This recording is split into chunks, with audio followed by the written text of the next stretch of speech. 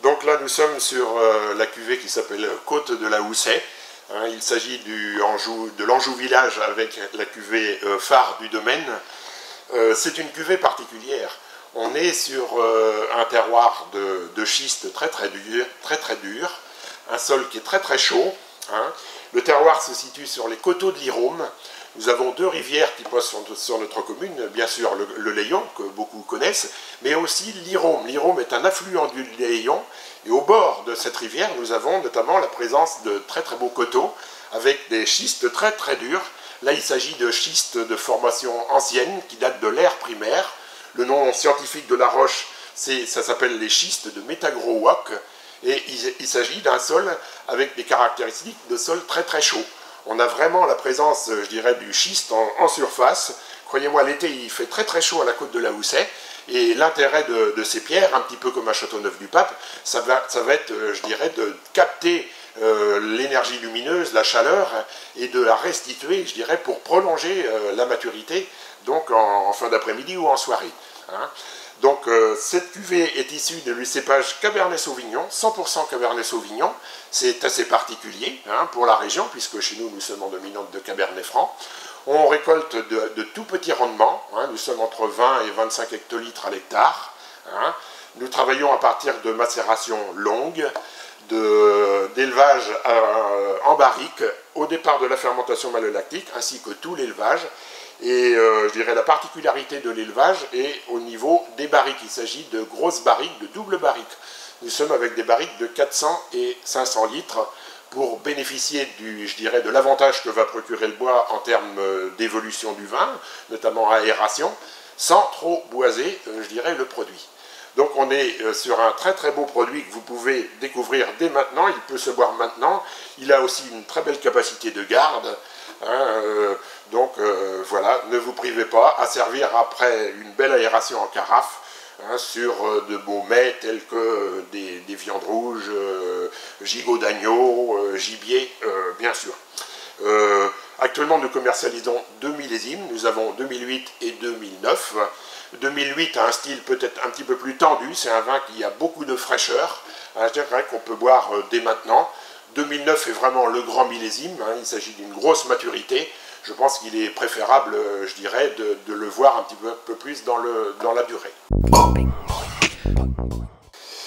Donc, il s'agit du Savenière 2009 Clos le Grand Beaupréau. Donc, le Clos le Grand Beaupréau est situé à Savenière auprès de la Roche aux Moines. C'est un très beau terroir, c'est un terroir de schiste, avec en surface, je dirais, des grès et les sables, les alluvions de Loire. Sa caractéristique est d'être un sol léger, qui va se réchauffer rapidement au printemps, et qui surtout va induire une minéralité très caractéristique du secteur de Savenière. C'est certainement l'appellation où le chenin exprime le plus de personnalité pour les secs dans notre région. On bénéficie en outre, je dirais, de l'intérêt d'un terroir situé en altitude. C'est le point culminant de l'appellation Savenière. C'est très ventilé et c'est tout à fait facteur de minéralité. Donc le cépage, bien sûr, c'est le chenin, qu'on vendange à partir d'une très belle maturité. On effectue tout d'abord au printemps un éclaircissage, une vendange en verre pour limiter le nombre de grappes. Parallèlement, on a également un petit effeuillage pour améliorer l'ensoleillement de la vendange. Et la maturité et la vendange se perd manuellement et par tri. Je dirais, le stade de maturité que l'on recherche pour ce vin est un raisin jaune avec une peau fine, en fait, juste avant la concentration en surmaturité. Je pense que c'est à ce moment-là qu'on va avoir le plus de finesse pour le produit, ainsi que la plus belle minéralité. Ensuite, au niveau je dirais de la vinification, c'est très simple. Il s'agit d'une fermentation en double barrique, également un élevage sur lit en double barrique pendant 18 mois. Voilà. Le millésime 2009 est un millésime à très beau potentiel. C'est vraiment une très belle richesse de maturité. Je pense qu'il vous donnera satisfaction sur essentiellement des poissons. Je pense aux poissons de Loire, bien sûr, un cendre, un brochet, mais également, pourquoi pas, un poisson de mer comme un bar. Vous pouvez également très bien aller sur des fromages, voire des viandes blanches. Vous savez, hein, il s'agit d'un vin sec mais structuré. On peut presque parler de tanin pour un vin comme ça. Il s'agit d'un beau vin de garde, mais que vous pouvez boire dès maintenant. Voilà, donc c'est un Anjou Village du millésime 2008. Hein. Donc le cépage est le Cabernet Franc à 100%. Hein. On est sur un terroir à dominante de schiste, avec des sols peu profonds, essentiellement en situation de coteaux.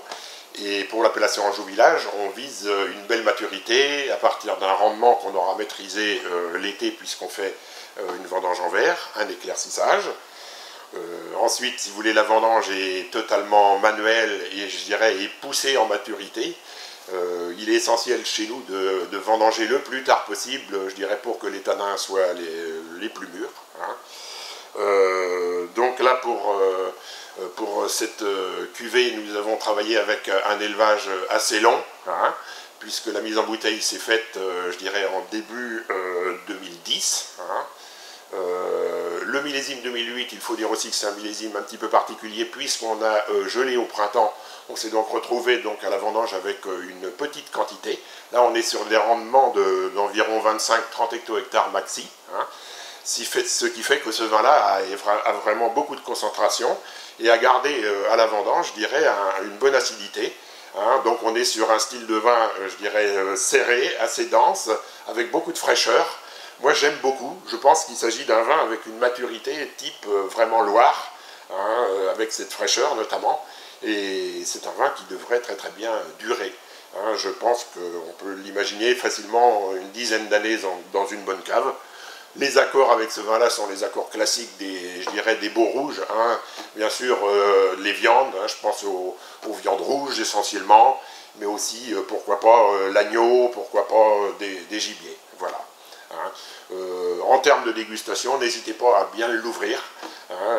Je dirais il est mieux par exemple de carafer pendant 2 ou 3 heures. Voilà. Un service à une température autour de 15 à 16 degrés, pas plus. Voilà, bonne dégustation.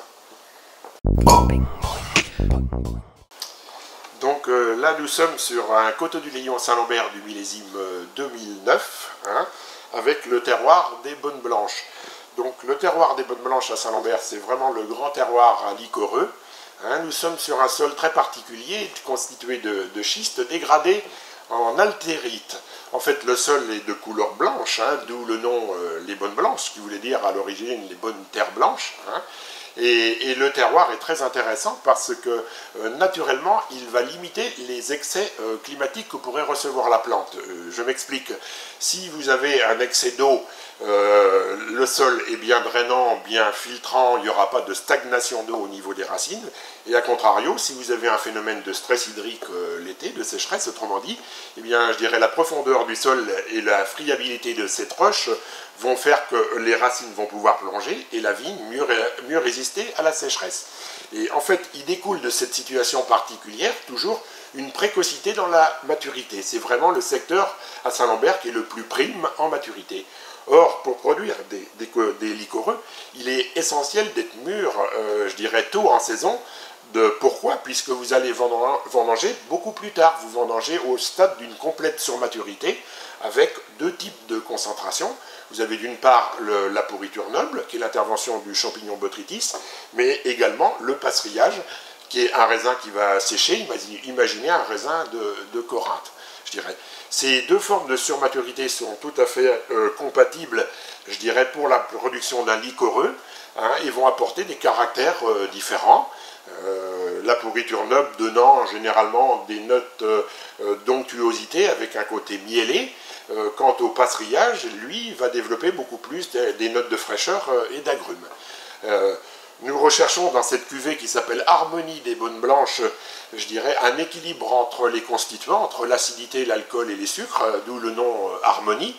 Mais c'est aussi un petit clin d'œil, je dirais, à ma passion musicale, puisque beaucoup savent que je pratique la musique, je suis musicien, je joue du tuba en harmonie, mais également dans un petit ensemble de cuivre qui s'appelle un brass band. C'est aussi pourquoi j'ai tenu, je dirais, à ce mot harmonie pour ma cuvée. Donc ce beau liquoreux, vous pouvez l'apprécier sur les accords classiques, bien sûr à l'apéritif, sur un foie gras, voire sur des desserts comme une tarte aux fruits caramélisés. Imaginez les tartes tatin, pommes, poires, mangue aussi. Mais pourquoi pas tout simplement entre copains l'après-midi. Vous savez, c'est un très beau vin de dégustation. Donc ne vous privez pas pour l'apprécier à tout moment. Voilà.